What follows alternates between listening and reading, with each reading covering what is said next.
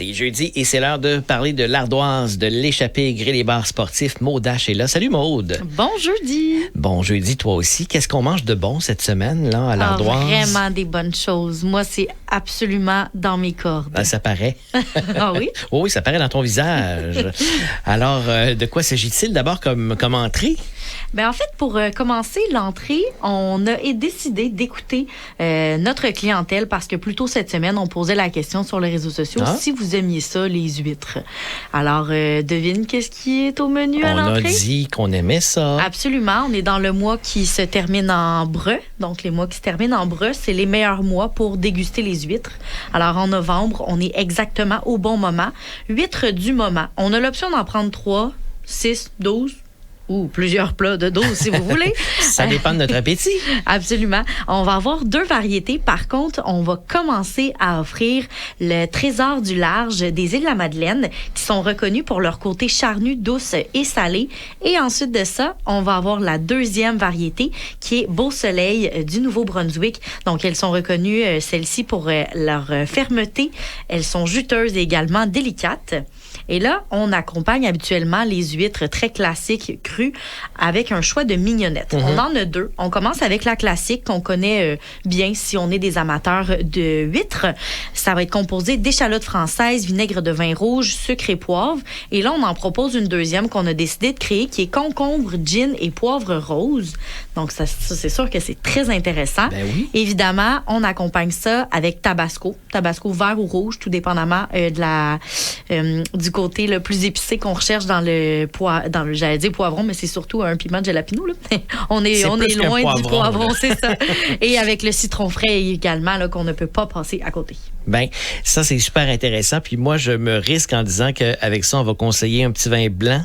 Absolument. On s'en va dans le vin blanc, mais on a quand même une autre option que du blanc. Alors, on commence avec le Miraval, Côte de Provence, qui est un vin rosé, donc fruité léger. Donc, ça peut être une belle alternative.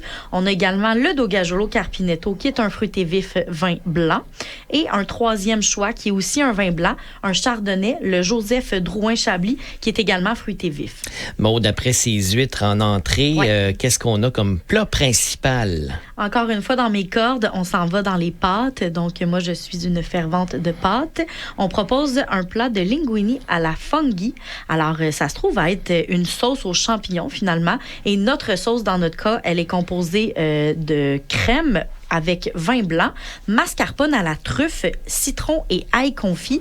Le mascarpone, on se souvient que c'est un fromage onctueux, lisse, velouté, qui ressemble un peu là en termes de texture à une crème fraîche, finalement, qu'on vient déposer sur le dessus de la pâte. Vous allez voir sur l'image, là, c'est délicieux.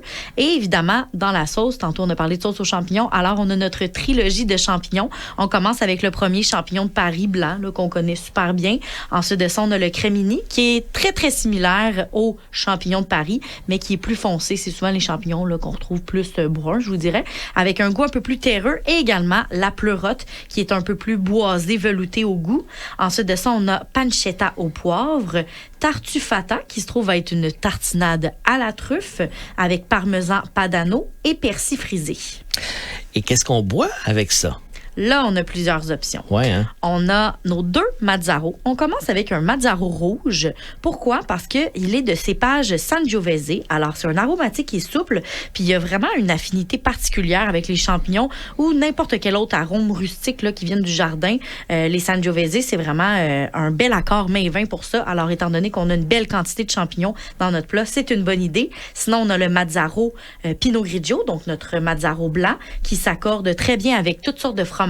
Donc là, on vient d'avoir notre réponse avec mascarpone et parmesan. Ensuite de ça, on a le Baron Philippe Mapu, qui se trouve être un aromatique et rond. Alors, Chardonnay. Chardonnay qui est toujours très, très bien reconnu pour faire des merveilles avec les champignons et les crèmes. Et sinon, on a le La Mole di La Mole de Chianti Classico. Alors, dès qu'on entend Chianti, on pense plus souvent à des rôtis, des barbecues, des choses comme ça. Mais il y a une belle affinité aussi avec les fromages. Donc, on vient rechercher encore une fois avec mascarpone et parmesan. Alors, on se donne rendez-vous à l'échappée ce soir, jeudi, demain, vendredi et samedi aussi pour cette ardoise fantastique. Merci, Maude. Merci beaucoup. Profitez-en parce que c'est toujours quantité limitée. Ben oui, hein. Premier arrivé, premier servi. Absolument. On réserve?